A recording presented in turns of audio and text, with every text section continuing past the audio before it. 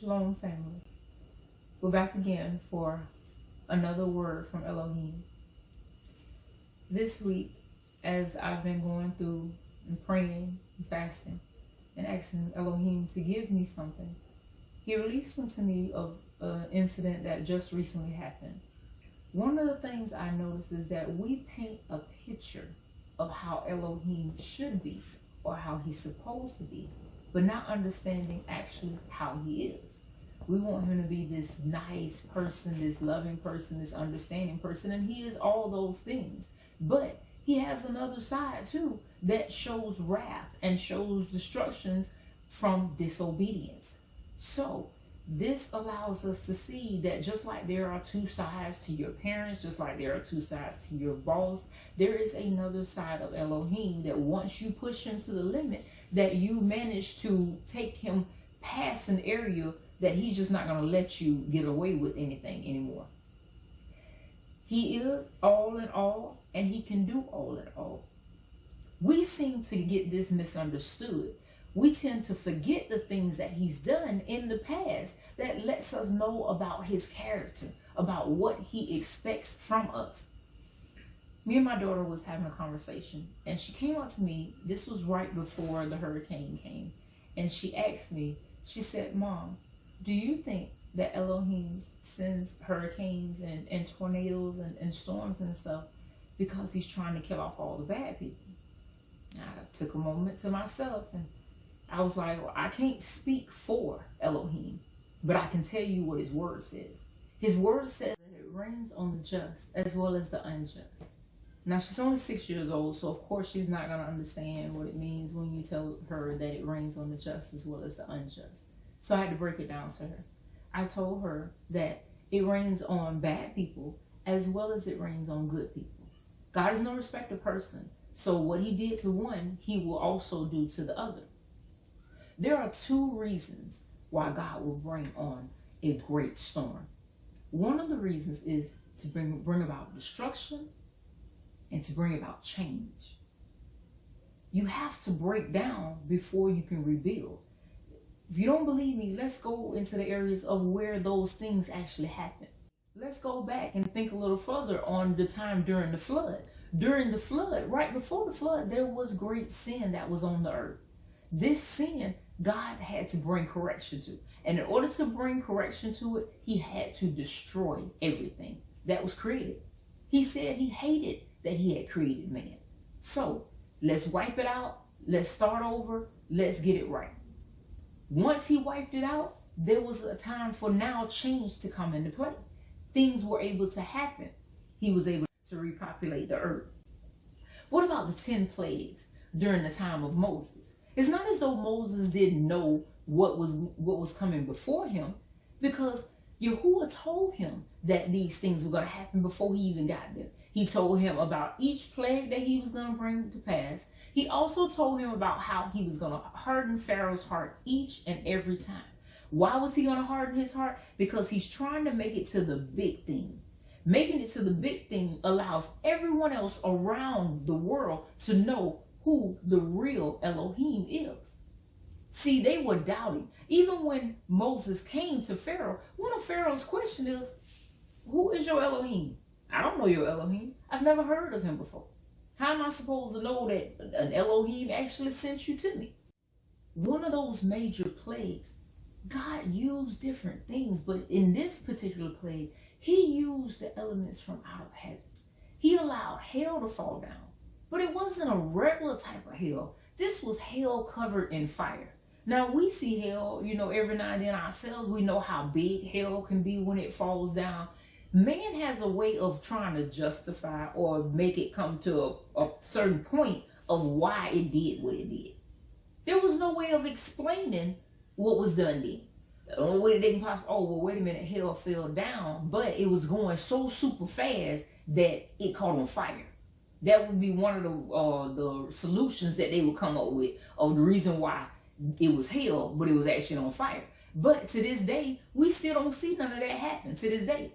Not saying that it can't happen. Not saying that it didn't never happen, because we already see that it did happen. But that's when God takes the impossible and makes it possible. There are things that he does that you can't even fathom. You can't even come up with or try to duplicate yourself. Certain things you can duplicate, but not everything you can duplicate. Remember during the time when the plagues was going on, one of the very first thing that Moses did was he dropped his staff. And when he dropped his staff, it turned into a snake. Okay, well, all Pharaoh did was went and grabbed his magicians and said, listen, can y'all do that? They dropped down their staff and made the same thing happen, which is what's going on in the world today.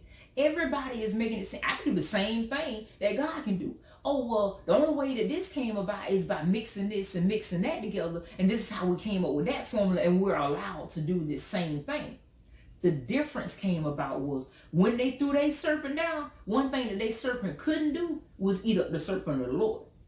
Not only did he eat up their serpents, but he also turned back into the staff. Moses was able to pick up the staff. And he was looking at Pharaoh like, okay, let me see your serpents do that. But it wasn't nothing he could do. All Pharaoh needed was a little doubt. Sometimes that's all we need is a little doubt. And we'll take that little doubt and run a mile with that little doubt to make it out to be something great that it really ain't. Because we're still trying to prove a point that your God isn't better than my God. And that's what Pharaoh was doing. During the time of Joshua, Joshua was left to be the leader over the Israelites. Now, while Joshua was leader over the Israelites, he helped them conquer 31 cities. Now, notice conquering cities, that means a change got to come about.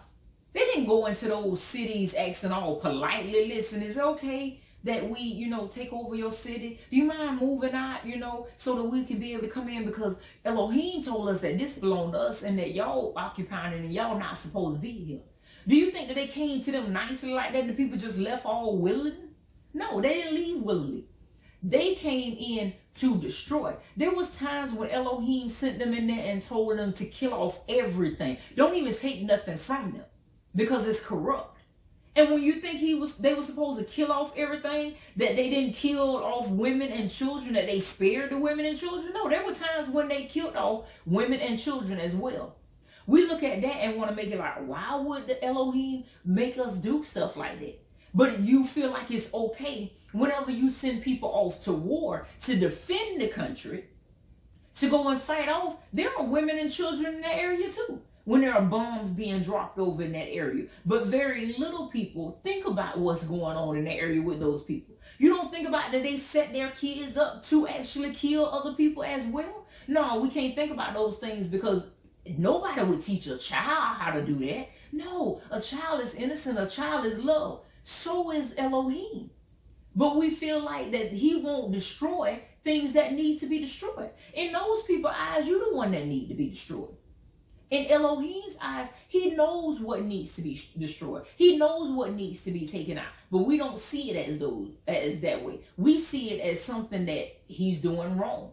Why would he allow these things to happen? No, things happen like that. Let's talk about the Israelites. Elohim told them to turn from their wicked ways. That if they didn't turn from their wicked ways, that if they allowed themselves to follow what the pagans was doing, destruction was coming. Did not we talk about that like last week whenever we talked about King Nebuchadnezzar and how he was the Babylonian king and came in and sieged Judah? He came in and took it over, killed off everything and killed the few kids that was there. Only select chosen kids that he chose. But he allowed their enemy to come in and take over and kill off to prove a point. That's going back to the same thing that he allows it to rain on the just as well as the unjust. He's no respecter person. The same thing he'll do for those who are doing wicked is the same thing he'll do for his own people if they follow down that same path. Now we're going to go over in the book of Joshua chapter 10, verses 12 through 14. But before we go there, let's kind of catch you up on what's kind of going on within the story of Joshua. Joshua at this particular time is taking over cities. And there is a king by the name of Gibeon. Gideon decides to play a trick on Joshua so that he don't kill him and his people off. He decides to make it seem like they traveled from a far distance by, making their wine be old, making their bread be molded, making their shoes look like they were worn, like they traveled so far, and like they heard about what Elohim was doing to these other cities, and all they wanted to do is come and serve Elohim, because he is the one true Elohim. So Joshua took them in under their wings, not knowing that they was tricking them at first. Once he found out that they was being tricked, it was too late, because he had already made a covenant with them. So here it is, they're in their city, and Gibeon is now being looked at by the other kings of the Emirates who decided to come against Gibeon. These kings were Jerusalem, Hebron, Jarmuth, Lachish, and Eglon. They decided to come together. The king of Jerusalem came to the other four kings and told them, listen, Gibeon is a great nation. They have mighty men over there. They decided to join themselves with Joshua. If we take them out, we have a fighting chance. So they decided to come up against him while he least expected. He sent his men back to Joshua to let him know, listen, they're trying to take us over. What are you going to do? Are you going to help us? Joshua grabbed up his mighty men and took them down to war. But before he got there, Elohim let him know, don't worry, you're going to win this battle, because I'm going to fight this battle for you. So this is where we get to Joshua 10:12-14. Then spake Joshua to the Lord in the day when the Lord delivered up the Emirates before the children of Israel. And he said in the sight of Israel, Sun, stand thou still upon Gibeon, and thou moon in the valley of Adullam. And the sun stood still, and the moon stayed, until the people had avenged themselves upon their enemies. Is this not written in the book of Jasher? So the sun stood still in the midst of heaven, and hastened not to go down about a whole day. And there was no day like that before it or after it, that the Lord hearkened unto the voice of a man, for the Lord fought for Israel. Now, notice how there were 5 kings. During the time of this last hurricane that just left, it was a category 5 hurricane. It destroyed the whole area that it was dealing with. Now, some people say, oh, well, the Lord didn't do that. The Lord wouldn't do such a thing like that. How can you explain that hurricane standing still as long as it did? If you notice, during the time of this hurricane, the news people, just like in Egypt, like the magicians, had a solution of why the hurricane was doing what it was doing. I heard another person say, oh, well, it's hurricane season. You can't say that this was the hand of the Lord if it was hurricane season. You can if a hurricane stops in one area for 2 days. I'm sorry, that's not justifiable. There's no way you can look around it. How are you going to try to diminish the power of God, all because in your eyes that ain't the way that it seemed like it should have went about? Now, I had a dream, and in the midst of my dream, I heard people praying, and I saw them dropping down on their knees, because the first broadcast that they put out in the beginning stated that it was supposed to come straight through Florida. And when they said that it was supposed to come straight through Florida, you had certain people that started to drop on their knees, praying it away from Florida. Now, the more that they prayed it away from Florida, the more God hearkened to the voice of his people. All of a sudden, they was like, okay, well, it's seeming like it's going to go towards Florida, but we're still unsure. We got that cone of uncertainty going on, that it could either go, still partly into Florida, or it can hit the outskirts, or it can still curve early enough to just go right out into the water. Man being unsure and predicting on what could possibly happen. But they didn't know which way the storm would go. My sons asked me, Mom, do you think that man knows how to create storms? I said, of course they do. Check the news and you will see that they've created storms already to help about in famines in other countries. So if they know how to create a storm, you don't think that they'll create a storm any other time? Yes, they will. The only difference is they can create it, but they cannot control it. So they have to give you predictions of what the storm could possibly do. But they don't know for themselves on what the storm would actually do. It can only be a prediction. Note that the people, you had some people that were poor, they could not leave the area. My heart goes out to those people who lost their lives, those who have lost everything.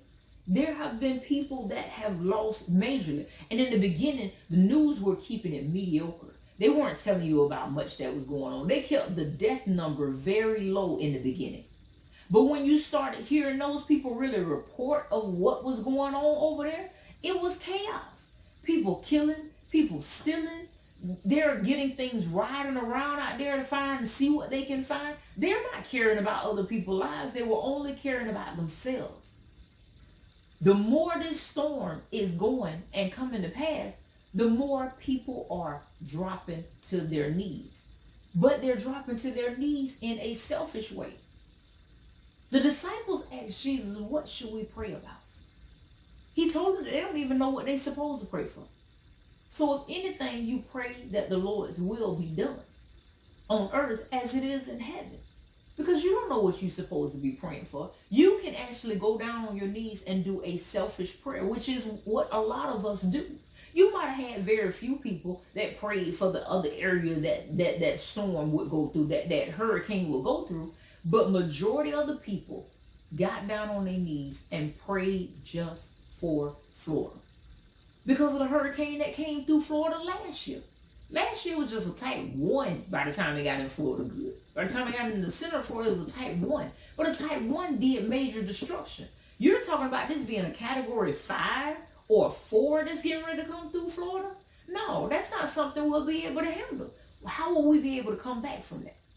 So in my dream, more and more people were dropping down on their knees and beginning to pray. And as they began to pray, I saw angels come to the edge of Florida with their shields in their hands to hold off the storm. And as they're holding off the storm stood still. You can't say that the storm stood. Well, the newscast people started saying, oh, well, it was a shift in what was going on in the waves, and that's what caused the storm to stand still.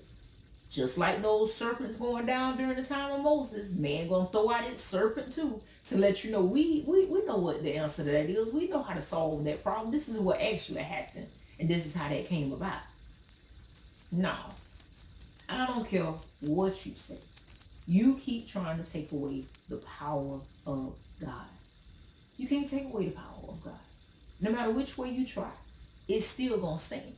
And this is not the only thing that he's going to show you about what can be done. Because we're still going to be wicked. We're still going to walk in our ways and do what we want to do. A lot of people are not going to turn. A lot of people are not going to learn from this. You're going to feel sorry. Don't get me wrong. People will feel sorry. People are going to go out. People are going to help. But will it allow them to change from what they were already doing? No. Because if it didn't hit home for them, it didn't really hit home. I saw certain stories about people that one father, which touched my heart so strongly. He said in the midst of the storm, him and his son went on top of the roof. And while they was on the top of the roof, the wind and the storm was so great that his son ended up slipping off the roof. And he watched his son float away in the storm, calling his name. Daddy, save me. Daddy, help me. That is the hardest thing that a parent can do. I've lost a child myself. And in the midst of losing a child, I wasn't ready for that. I had to come to the understanding that my child wasn't going to be here anymore. So I was given the opportunity to come to that understanding.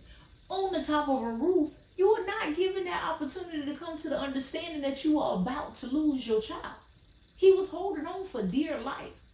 Now he has to deal with the aftermath of the situation that he once had his child, but his child is no longer there. I remember looking into my child's face and seeing the different things that was going on with my child and knowing that my child was suffering. Now, I could have been selfish about the whole thing and tell them, listen, I don't care how long you got to keep her on the heart monitor. I don't care how long you got to use the breathing machine to allow her to breathe. Just keep her alive. I could have been that way. But instead, I went and prayed about the situation.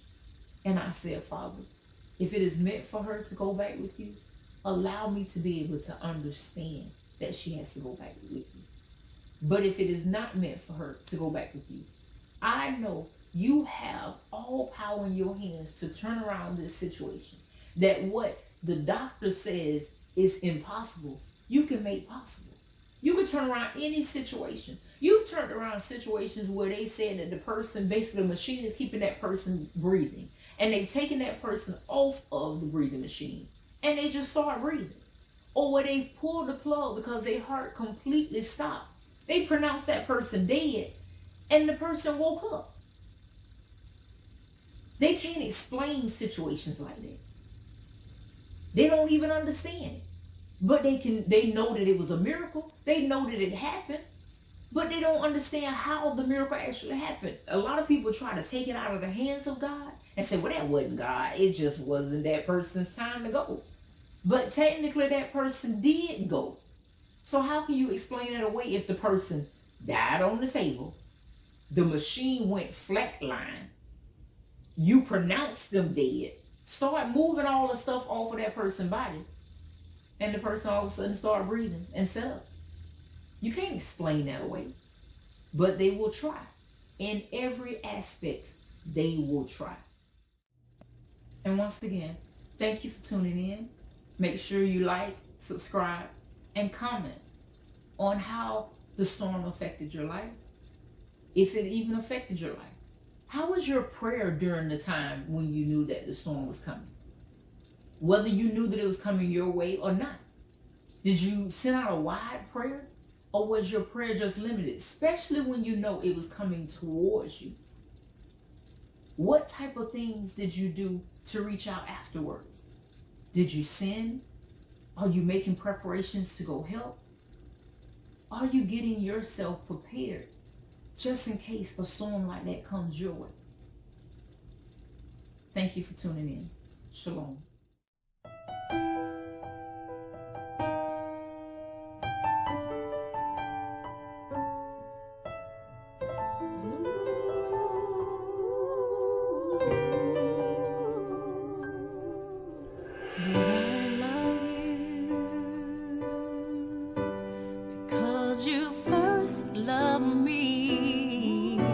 You said in your word